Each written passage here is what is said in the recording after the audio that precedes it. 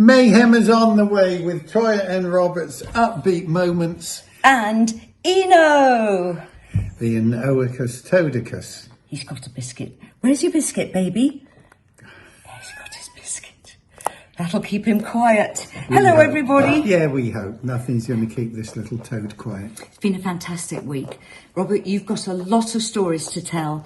And I want to hear them. Oh, thank you for your interest. Eno, dear little rabbit, curious creature. All right, my first upbeat moment of a wonderful upbeat week was I had a hot date with my dear little wife in Birmingham, and we went to see Black Sabbath, the ballet. It was really wonderful. I had tears in my eyes for quite a few of the sequences, especially because Tony Iommi does speak a lot about losing his fingers, and that's a whole scene in the ballet, and it's really powerful. And also working as a welder, which is so powerful to Birmingham. Oh, when Tony's voiceover came on, I was going like, anyway.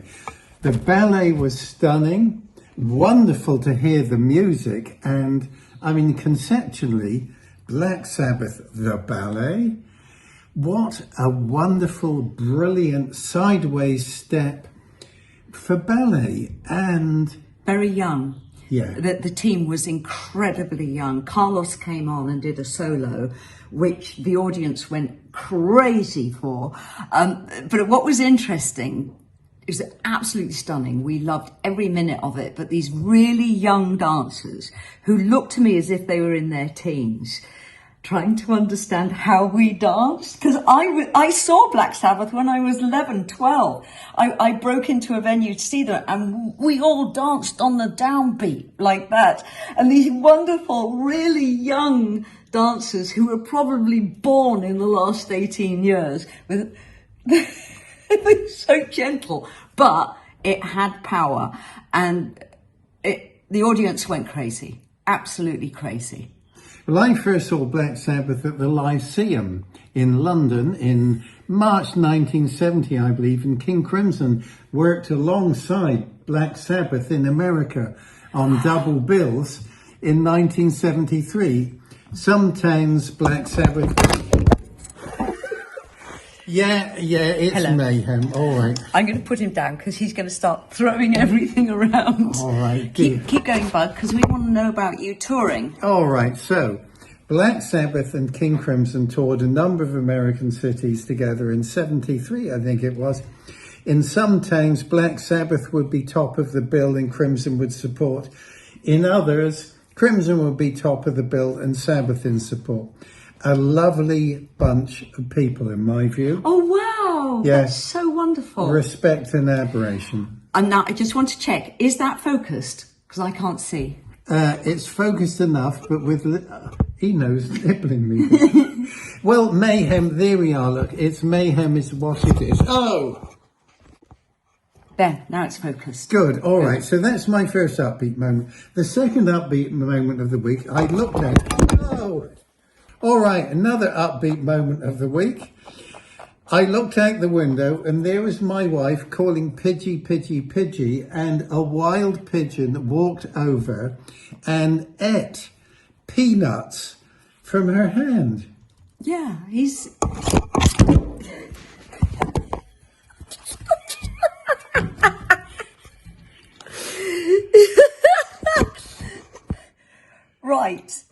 Right, you're being banished to floor level, you monster. There you go. All right, dear little creature. Well, here we are. So I was feeding the pigeon.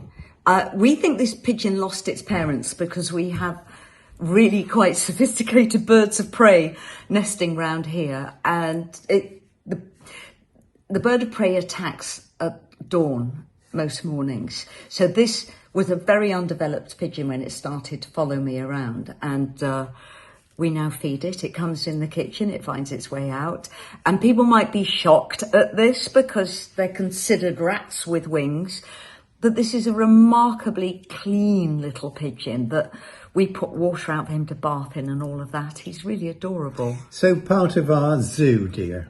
Yeah, part of the family. Now, my third upbeat moment is this.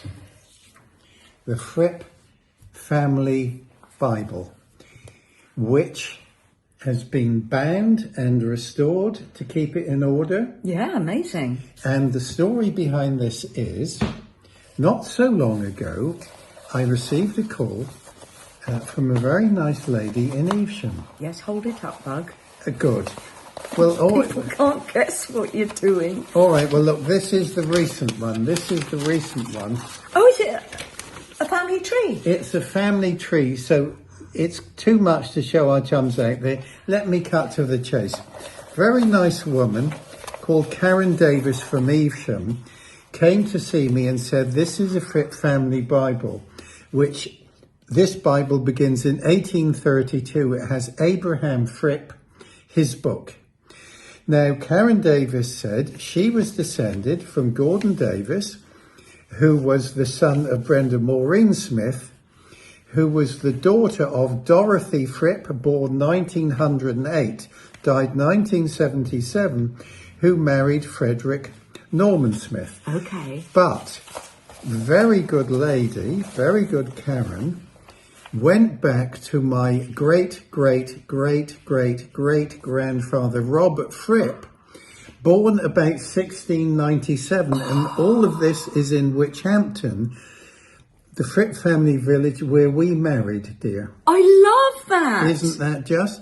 And it moves through the 5 times great-grandfather Robert Fripp, down to Thomas Fripp, Cornelius Fripp, Abraham Fripp of 1809, born in Hampshire. Moving on down, this is why I didn't hold it up, dear, down to Harry Fripp, Sidney Fripp, born 1885, then on to Dorothy Fripp, 1908. Okay, we get the gist. This is it now. And Yeah. the sheer power of, Connection. yeah. Isn't that incredible? This is astonishing. Anyway, look, lovey, I have gone on, and apologies to my team and friends out there. I'm so excited with this. Why don't apologise? That's amazing. Not everyone gets to find out that incredible detail about their past. It's very moving, isn't It's it? The line amazing. of connection. And your upbeat moments, lovey? Well, my upbeat moments, I've been dealing with the storms this week, and at the mill, the rabbit pens, the rabbits weren't in at the time, took off.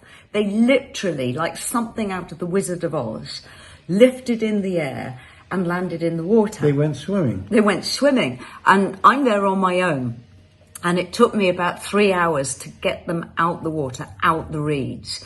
And I was thinking, should I be doing this at my age? But I did it. I managed to get it all out and get them all back into position. So that was a very satisfying feeling to take that head on, which could have been a bit of a disaster. And then I caught a mouse with Fripp, and Sadie, our PA, said she's been seeing something in the corner of our eye. Gorgeous little mouse. Took that out. This is a humane trap. Oh, humane trap, yes. But it was so beautiful. And I decided, I took it at least 500 yards away. If it finds its way back, I'll just catch it again and take it. But I had to stop it nesting. And the other thing is just being in Birmingham.